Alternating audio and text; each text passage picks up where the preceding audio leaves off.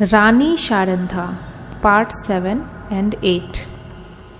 3 सप्ताह से बादशाही सेना ने ओरछा घेर रखा है। जिस तरह कठोर वचन हृदय को छेद डालते हैं, उसी तरह तोपों के गोलों ने दीवारों को छेद डाला है। किले में 20,000 आदमी घिरे हुए हैं, लेकिन उनमें आधे से अधिक स्त्रियां और उनमें कुछ ही कम बालक हैं। मर्दों की संख्या दिनों दिन न्यून होती जाती है। आने जाने के मार्ग चारों तरफ से बंद हैं। हवा का भी गुजर नहीं। रसद का सामान बहुत कम रह गया है। स्त्रियां, पुरुषों और बालकों को जीवित रखने के लिए आप उपवास करती हैं। लोग बहुत हताश हो रहे हैं। औरतें सूर्य नारायण की ओर हाथ उठा उठाकर शत्रु को कोसती हैं। बालक वृंद मारे क्रोध के दीवार की आड़ से उन पर पत्थर फेंकते हैं, जो मुश्किल से दीवार के उस पार जा पाते हैं। राजा चंपत राय स्वयं ज्वर से पीड़ित हैं। उन्होंने कई दिन से चारपाई नहीं छोड़ी। उन्हें देखकर लोगों को कुछ ढाढ़स होता था, लेकिन उनकी बीमारी से सारे किले में नैराश्य छाया हुआ है। राजा ने सारंधा से कहा, आज शत्रु जरूर किले में घुस आएंगे।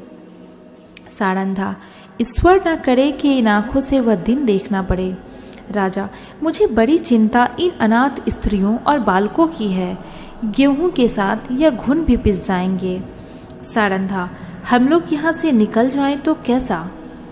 राजा, इन अनाथों को छोड़कर? सारंधा, इस समय इन्हें छोड़ देने में कुशल है। हम ना होंगे तो शत्रु इन पर कुछ दया ही करेंगे। राजा, नहीं, यह लोग मुझसे न छोड़े जाएंगे। मर्दों ने अपनी जान हमारी सेवा में अर्पण कर दी है। उनकी स्त्रियों और बच्चों को मैं कदापि नहीं छोड़ सकता। सारंधा, लेकिन यहाँ रहकर हम उनकी कुछ मदद भी तो नहीं कर सकते। राजा, उनके साथ प्राण तो दे सकते हैं। मैं उनकी रक्षा में अपनी जान लड़ा दूंगा। उनके लिए बादशाही सेना की खुशामद करूंगा। कारावास की कठिनाइयां सहूंगा, किंतु इस संकट में उन्हें छोड़ नहीं सकता। शारंधा ने लज्जित होकर सिर झुका लिया और सोचने लगी, निसंदेह प्रिय साथियों की आग की आंच में छोड़कर अपनी जान बचाना घोर नीचता है। मैं ऐसी स्वार्थार्थ क्यों हो गई? लेकिन एकाएक विचार उत्पन्न हुआ। बोली, यदि आपको विश्वास हो जाए कि इन आदमियों के साथ कोई अन्याय न किया जाएगा, तब तो आपको चलने में कोई बाधा न होगी। राजा सोचकर, कौन विश्वास दिलाएगा? सारंधा, बादशाह के सेनापति का प्रतिज्ञा पत्र। राजा, हाँ, तब मैं सानंद चलूँगा। सारंधा विचार सागर में डूबी। बादशाह के सेनापति से क्यों कर यह प्रतिज्ञा कराऊं? कौन यह प्रस्ताव लेकर जाएगा?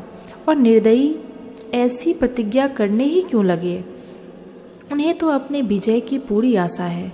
मेरे यहाँ ऐसा नीति कुशल वाक्पटु चतुर कौन है जो इस दस्तूर कार्य को सिद्ध करे? छत्रसाल चाहे तो कर सकता है। उनमें ये सब गुण मौजूद हैं। इस तरह मन में निश्चय करके रानी ने छत्रसाल को बुलाया। यह उसके चारों पुत्रों में बुद्धिमान और साहसी था। रानी उससे सबसे अधिक प्यार करती थी। जब छत्रसाल ने आकर रानी को प्रणाम किया तो उनके कमल नेत्र सजल हो गए और हृदय से दीर्घ निश्वास निकल गया। छत्रसाल, माता, मेरे लिए क्या आज्ञा है? रानी, आज लड़ाई का क्या ढंग है? छत्रसाल, हमारे 50 योद्धा अब तक काम आ चुके हैं। रानी, बुंदेलों की लाज अब ईश्वर के हाथ है। छत्रसाल, हम आज रात को छापा मारेंगे। रानी ने संक्षेप में अपना प्रस्ताव छत्रसाल के सामने उपस्थित किया और कहा, यह काम किसे सौंपा जाए? छत्रसाल, मुझको। तुम इसे पूरा कर दिखाओगे? हाँ, मुझे पूर्ण विश्वास है। अच्छा, जाओ, परमात्मा तुम्हारा मनोरथ पूर्ण करे। छत्रसाल जब चला तो रानी ने उसे हृदय से लगा लिया और तब आकाश की ओर दोनों हाथ उठाकर कहा, दयानिधि, मैंने अपना तरुण और होनहार पुत्र बुंदेलों की आन के आगे भेंट कर दिया। अब इस आन को निभाना तुम्हारा काम है। मैंने बड़ी मूल्यवान वस्तु अर्पित की है, इसे स्वीकार करो।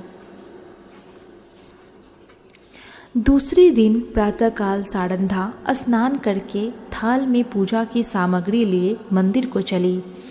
उसका चेहरा पीला पड़ गया था और आंखें तले अंधियारा छाया जाता था। वह मंदिर के द्वार पर पहुंची थी कि उसके थाल में बाहर से आकर एक तीर गिरा। तीर की नोक पर एक कागज का पुर्जा लिपटा हुआ था। सारंधा ने थाल मंदिर के चबूतरे पर रख दिया और पुर्जे को खोल कर देखा तो आनंद से चेहरा खिल गया। लेकिन यह आनंद क्षण भर का था। इस पुर्जे के लिए मैंने अपना प्रिय पुत्र हाथ से खो दिया है। कागज के टुकड़ों को इतने महंगे दामों किसने लिया होगा। मंदिर से लौटकर सारंधा चंपत राय के पास गई और बोली, प्राणनाथ, आपने जो वचन दिया था उसे पूरा कीजिए। राजा ने चौंक कर पूछा, तुमने अपना वादा पूरा कर दिया? रानी ने वह प्रतिज्ञा पत्र राजा को दे दिया। चंपत राय ने उसे गौर से देखा और फिर बोले, अब मैं चलूँगा और ईश्वर ने चाहा तो एक बार फिर शत्रुओं की खबर लूँगा। लेकिन सारन, सच बताओ, इस पत्र के लिए क्या देना पड़ा है? रानी ने कुंठित स्वर से कहा, बहुत कुछ। राजा, सुनो। रानी, एक जवान पुत्र। राजा को वान सा लग गया। पूछा, कौन? अंगद राय? रानी, नहीं। राजा, रतन सा? रानी, नहीं। राजा, छत्रसाल? रानी, हाँ। जैसे कोई पक्षी गोली खाकर परों को फड़फड़ाता है और तब बेदम होकर गिर पड़ता है, उसी भांति चंपत राय पलंग से उछले और फिर अचेत होकर गिर पड़े। छत्रसाल उनका परम प्रिय पुत्र था। उनके भविष्य की सारी कामनाएं उसी पर अम्बलित थी। जब चेत हुआ तब बोले, सारन, तुमने बुरा किया। अंधेरी रात थी। रानी सारंधा घोड़ी पर सवार चंपत राय को पालकी में बिठाए किले के गुप्त मार्ग से निकालती जा रही थी। आज से बहुत काल पहले एक दिन ऐसे ही अंधेरी दुखमयी रात्रि थी जब सारंधा ने शीतला देवी को कुछ कठोर वचन कहे थे। शीतला देवी ने उस समय जो भविष्यवाणी की थी वह आज पूरी हुई। क्या सारंधा ने उसका जो उत्तर दिया था वह भी पूरा होकर रहेगा?